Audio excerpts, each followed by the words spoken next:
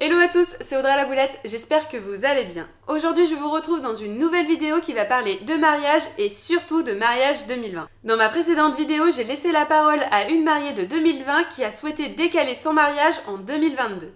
Aujourd'hui, je vais vous présenter d'autres mariés qui ont fait le choix de maintenir leur mariage en 2020. Ces deux mariées s'appellent Fanny et Roxane et elles se marient ensemble le 19 décembre 2020. J'ai découvert le compte de Roxane sur Instagram, je la suis depuis et son compte s'appelle Il était une fois Madame. Elle y partage dessus ses préparatifs et son organisation de mariage. Je vous laisse donc tout de suite avec l'entretien que j'ai eu avec elle. Avant de commencer cet entretien, je tenais à vous rappeler qu'on est tous différents et qu'on a tous des craintes et des envies différentes. On est donc libre de ses choix, surtout quand on organise son mariage. Donc si vous voulez commenter, n'oubliez pas de le faire dans le respect et avec une grande bienveillance. Dernière petite chose avant de commencer, en tant que bonne boulette que je suis, j'ai eu un souci avec ma caméra et mon enregistrement. Donc ne vous inquiétez pas si vous allez me voir un peu figée dès que je ne parle pas. Sur ce, bon visionnage!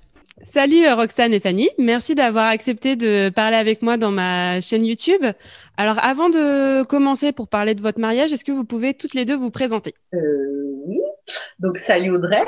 Donc moi c'est Roxane, j'ai 28 ans. Oui, c'est ça, 28.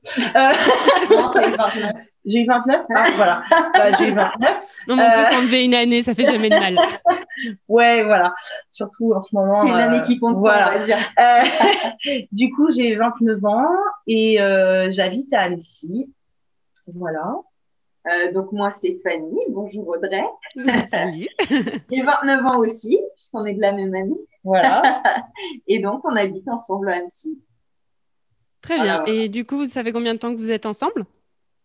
Eh ben, ça fait pas si longtemps que ça. On va fêter nos 2 ans la semaine prochaine. Oh, mais c'est déjà pas mal. Ouais. Oui, voilà. Mais c'est ouais, voilà. 2 ans. Très bien.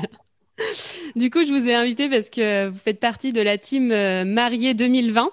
Oui. Du coup, je voulais échanger avec vous sur l'organisation d'un mariage en 2020. Donc, à quelle date est prévu votre mariage? Donc nous, c'est le 19 décembre. Ok. Donc dans pas longtemps. Donc 30 jours à la date, Voilà.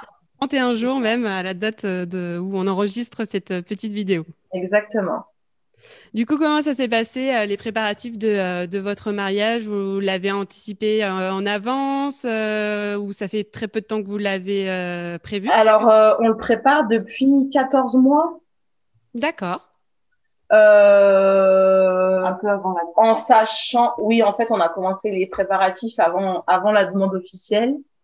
Parce que depuis janvier 2018, on savait qu'on voulait se marier à cette période de l'année et à cette année-là. Donc voilà, on savait qu'on allait se marier à cette période et on a commencé les préparatifs il y a 14 mois. Ouais. Voilà. Vous vouliez vous marier en 2020 pour une raison spéciale ou c'est parce que vous aimiez bien le chiffre rond? Non, non, alors pas du tout. En fait, c'est juste que on voulait absolument on savait qu'il fallait qu'on se marie ensemble, qu'on devait vivre ensemble, que c'était une évidence, quoi. Et et je me serais bien mariée avec Fanny au bout de 2 mois, mais je suis pas sûre que nos parents auraient adoré. Du coup, on s'est dit bon, on va attendre un petit peu. Et puis comme ça, on pourra le préparer parce que quand ça fait que 2 mois qu'on est ensemble, on se voyait peut-être pas se lancer tout de suite dans la préparation d'un mariage, sachant que ça aurait peut-être pas été super bien accueilli. En fait, on en parlait déjà en 2019 parce qu'on a été au salon du mariage à Lyon en janvier. Oui, c'est ça. C'est en janvier, ouais. Mais bon, c'est vrai que niveau timing, c'était très serré. Ça Ouais. faisait pas très longtemps qu'on était officiellement ensemble, donc ouais, et puis c'est une somme quand même un mariage, donc il fallait mettre en place. Mettre un peu de côté. On s'est dit, on va se laisser ouais, un peu de temps. Et puis c'était pas trop finalement 14 mois. Ouais. Ah non, ouais, c'est un bon fallait bien ça. Fallait bien ça, ouais. Et du coup, pourquoi vous avez choisi décembre? C'est une saison que vous aimez particulièrement ou c'est tombé comme ça? Oui, c'est ça. C'est parce que c'était pour la saison. En fait, on a toujours adoré Noël. Et c'est le gros cliché, on est des grosses fans de films de Noël et on voit, tu sais, les mariages à l'américaine devant le sapin et tout. Ça nous a toujours fait rêver. Et du coup, dès qu'on a parlé mariage, moi j'ai dit à Fanny que j'ai toujours voulu me marier en hiver. Elle m'a dit ok, l'idée est vachement cool. Et du coup, voilà, c'est comme ça. Ouais, moi, de toute façon, je voyais pas du tout mon mariage en été. Et trop chaud. il faisait trop chaud.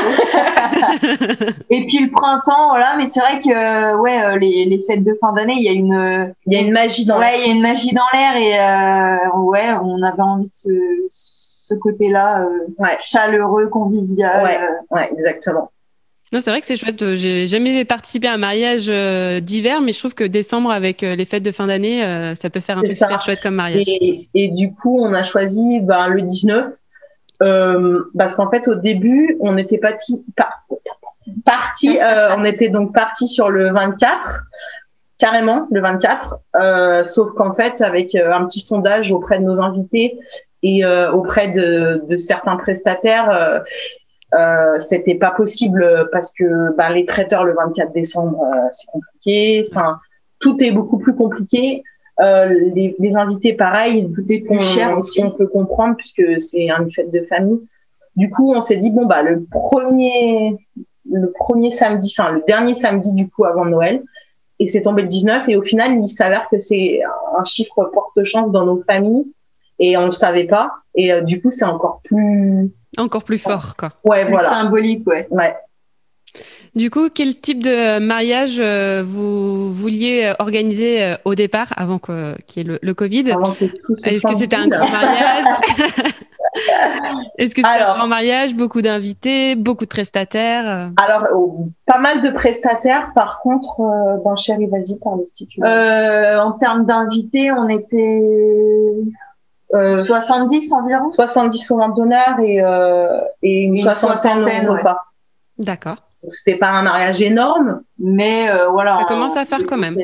Voilà. Ouais, voilà. On dépassait la cinquantaine, donc je pense que ça fait déjà un beau petit mariage, quoi. Ouais, voilà. Et puis c'était un mariage donc dans une grande salle avec hauteur sous plafond, poutre apparente.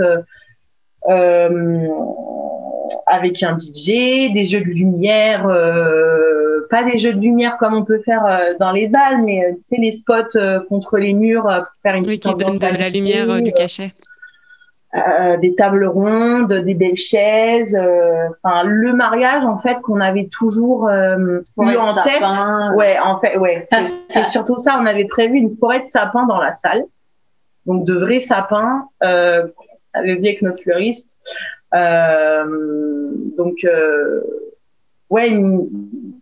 Très très très décoré, mais en même temps pas surchargé. Enfin, je sais pas trop comment le dire, mais assez recherché en fait comme déco. Voilà. D'accord. Et donc l'arrivée du Covid, je pense, a dû chambouler un peu vos plans. Avant de parler ce que ça a chamboulé, comment vous l'avez vu venir le Covid en début d'année? Est-ce que vous pensiez que ça allait pas du tout nous toucher ou impacter votre mariage? T'en as pensé quoi, toi?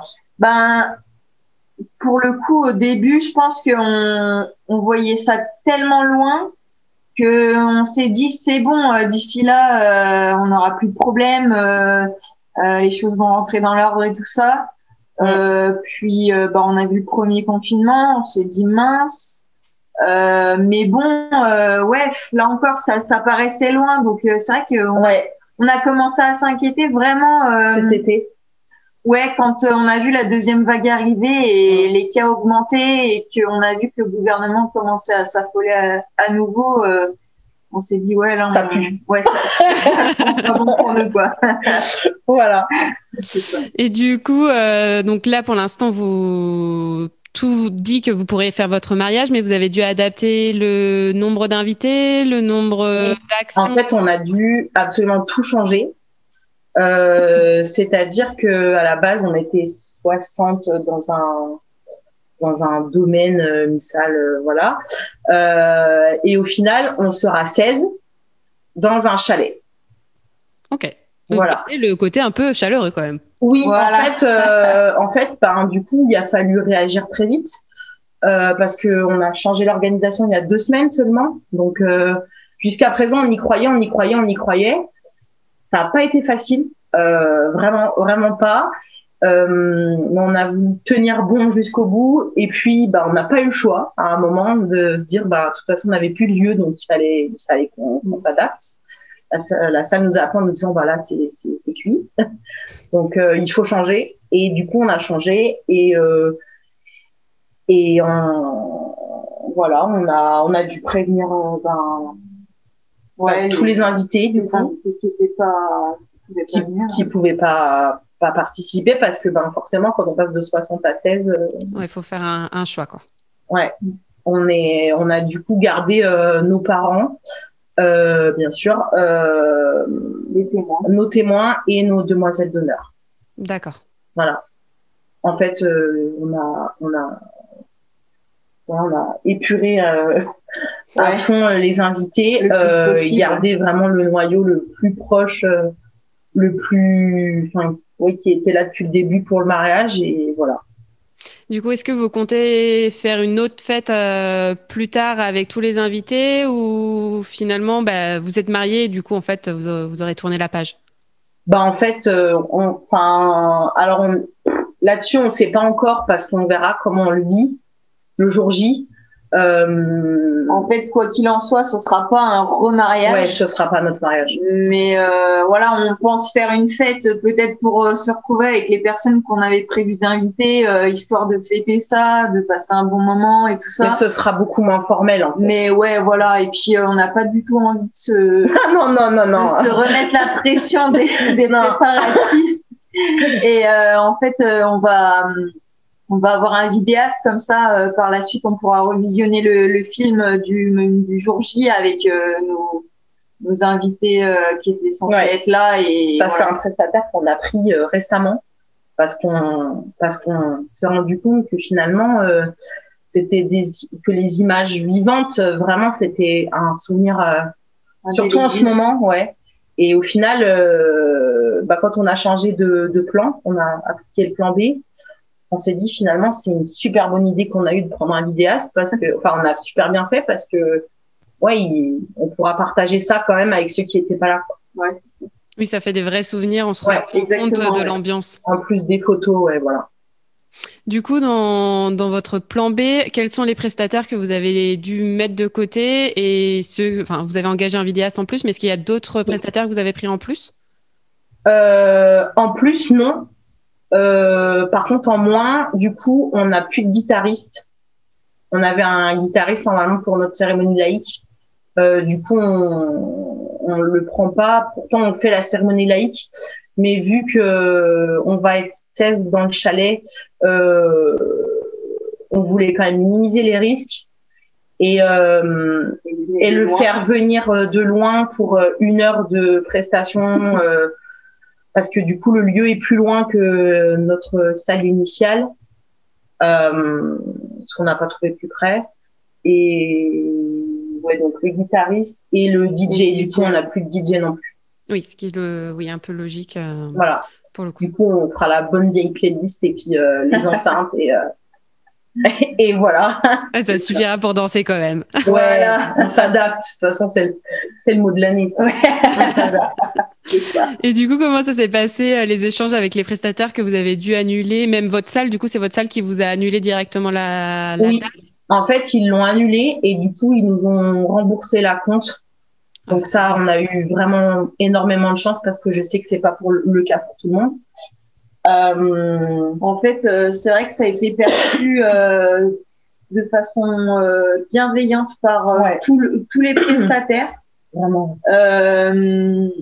Ils ont tous été à l'écoute, et on leur a demandé s'ils étaient prêts à nous suivre dans un plan B, et tout le monde a dit oui, quoi. Tout le monde a dit oui. On n'a vraiment pas eu de problème avec ça. Forcément, étant donné qu'il y a moins de monde, il y a forcément des différences de prix, mais ils se sont tous adaptés. Ils ont dit qu'il y avait aucun problème. Je pense que ça leur fait plaisir, en fait, qu'on maintienne notre date, même si c'est une version hybride de notre mariage. Ça reste quand même notre mariage.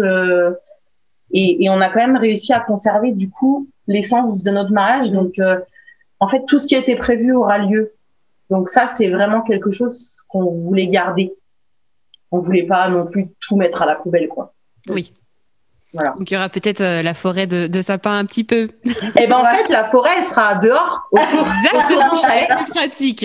Et on aura peut-être même de la neige avec un peu de chance. Ah oui, je croise les doigts pour vous alors. C'est gentil.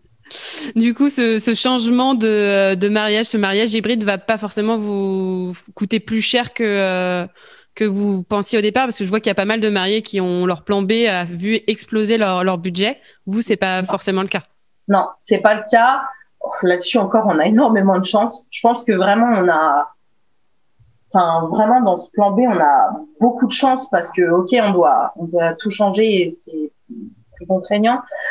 Mais niveau financier, ça va dans le sens où le lieu coûte plus cher. Mais vu qu'on enlève des prestataires, ça équilibre. D'accord. Et puis, forcément, le loueur de vaisselle, par exemple, ça nous coûtera moins cher pour 16 que pour 60. Ouais, c'est ça aussi. C'est surtout qu'on va être radicalement moins quand même.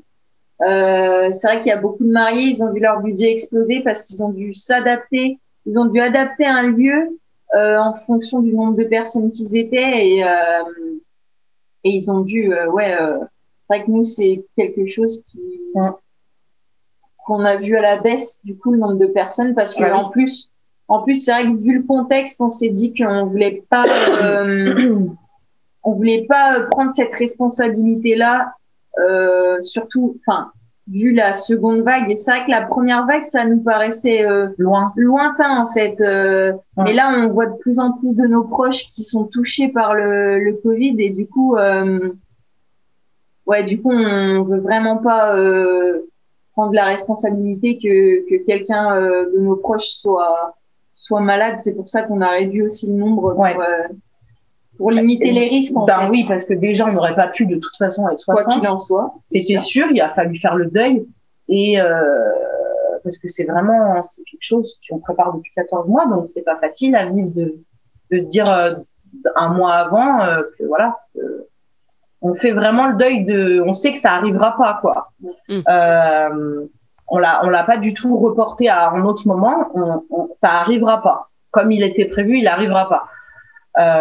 Par contre, on accepte très bien notre plan B qui nous correspond et on le vit très bien. Contrairement à ce que je pouvais penser, d'ailleurs, on l'a vachement bien accepté. Au début, c'était difficile parce que je pense qu'il fallait encore qu'on fasse le deuil de l'ancienne version, ouais. Mais maintenant, on le vit plutôt bien parce que on va avoir cette convivialité qu'on voulait et on profitera peut-être même encore plus parce qu'on vivra pleinement les moments avec tout le monde plutôt qu'avec 50 personnes qu'on pourra peut-être pas voir tout le monde et surtout avec évidemment il est prévu qu'on garde les distances. On a mis en place évidemment des règles strictes comme la désinfection des mains. On va mettre en place des distributeurs de gel un petit peu partout dans le chalet, aussi des masques pour les invités. Enfin, on a vraiment tout fait pour qu'il n'y ait pas de risque pour eux ni pour nous, quoi. Donc ça, à 50, ça aurait peut-être été moins facile aussi à gérer, je pense. Ouais. Ok. Et comment ça a été accepté par votre entourage, le fait que vous gardiez votre date, mais du coup, vous étiez obligé de faire une concession sur le nombre d'invités, de désinviter certaines personnes? Ouais. On a eu encore beaucoup de chance. C'est dingue, finalement, quand on y pense. Au fait, en parlant, on s'en rend pas compte, mais ouais, on a eu quand même pas mal de chance là-dessus. Ils nous ont tous dit, on comprend. Ouais. On comprend tout à fait, vu le contexte. Puis bon, on est confinés, donc ils devaient bien se douter que ça pouvait pas se passer. On pouvait pas faire une grosse fête à 50 personnes, enflammer le dance floor tous ensemble, alors que 2 semaines avant, on était confinés, quoi. Et je pense qu'il y en a certains même que ça a rassuré. Les grands-parents, par exemple, ont dit c'est peut-être mieux comme ça, plutôt que effectivement prendre des risques et que quoi qu'il en soit, même si on avait été 50, ça aurait été quand même un mariage différent des années précédentes, en fait. Ouais, parce que ça aurait pas été, enfin, tout le monde l'aurait eu dans la tête, quoi. C'est ça. Et puis, il y a aussi, on se dit que peut-être que de savoir que les personnes fragiles ne seront pas là, ça nous sécurise dans le sens où, bon, ben, au moins on sait qu'ils sont pas en danger à cause de nous, quoi. Ouais, c'est ça. Et c'est sûr que c'est une sacrée responsabilité de se marier avec des personnes fragiles dans ce contexte. Alors, il faut savoir que moi, je suis à risque et je suis en isolement depuis le mois de février. D'accord.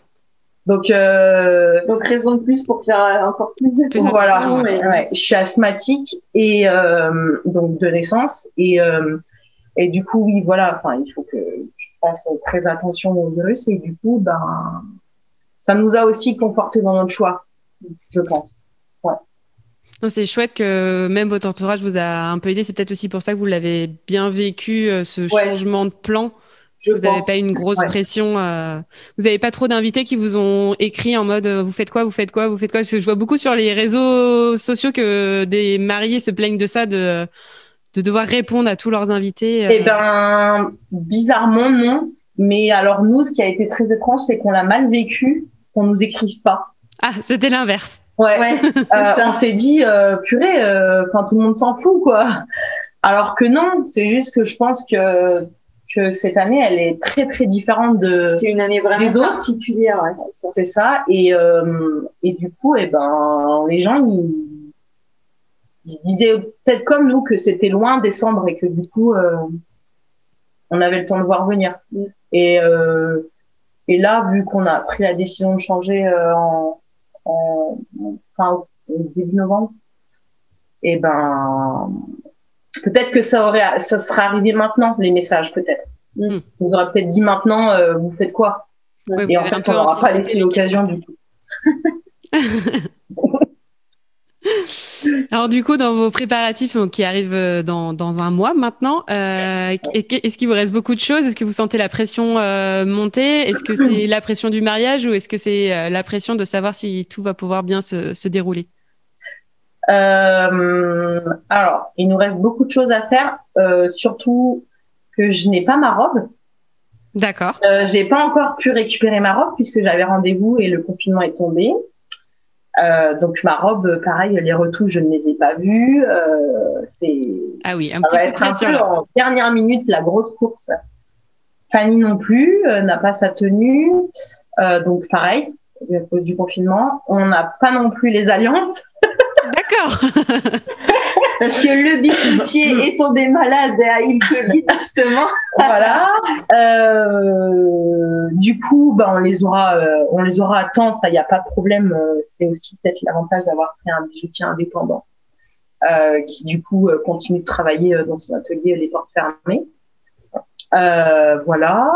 Et puis, et en fait, ouais, c'est pas le stress de se marier, c'est le stress que ça puisse avoir lieu déjà. Ouais, c'est ça.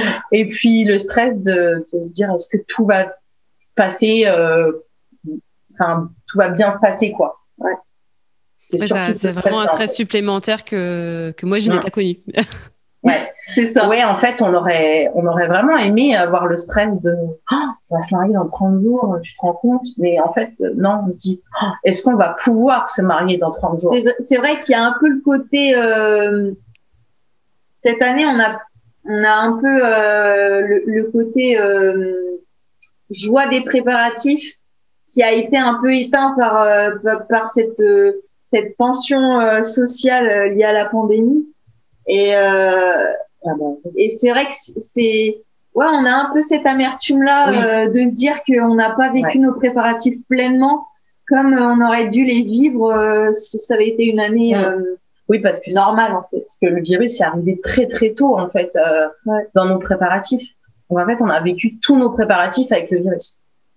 Bah oui, tout ça c'est sûr. C'était pas le bon moment pour vous quoi. Ouais.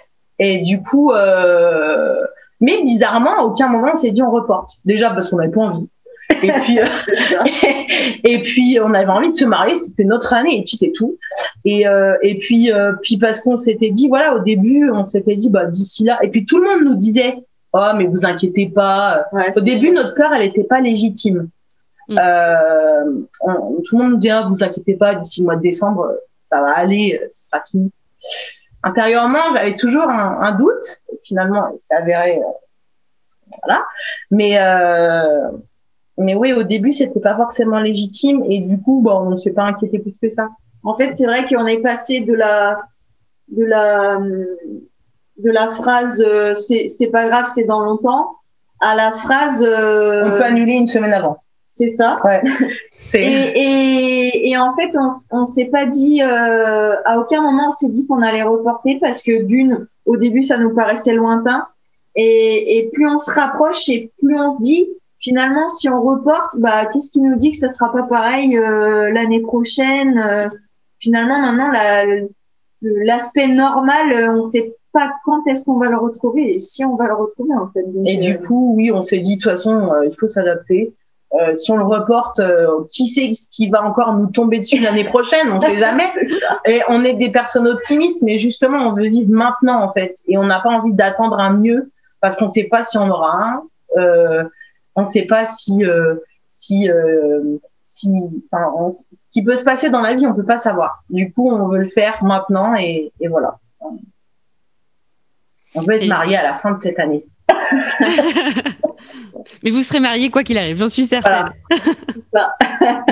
Mais merci beaucoup pour cet échange. Je pense qu'on a fait le tour de vos préparatifs pour votre mariage en 2020. Je vous souhaite plein de bonheur et j'espère que ça va bien se passer pour vous merci beaucoup, Audrey. De décembre. Ouais, merci beaucoup. Les doigts. Voilà pour aujourd'hui, j'espère que cette vidéo vous aura plu. Je remercie grandement Fanny et Roxane du temps qu'elles m'ont consacré pour cette vidéo. N'hésitez pas d'ailleurs à aller voir le compte Instagram de Roxane, il s'appelle Il était une fois madame, je vous laisse le lien en description de la vidéo et moi j'adore son contenu. N'oubliez pas de cliquer sur le petit pouce en l'air pour me donner un petit coup de pouce et me motiver à continuer mes vidéos sur YouTube. N'oubliez pas de vous abonner à ma chaîne et à cliquer sur la petite cloche pour bien recevoir les notifications de mes prochaines sorties de vidéos. Sur ce, je vous dis à bientôt. Elles ont fait le choix de maintenir leur mariage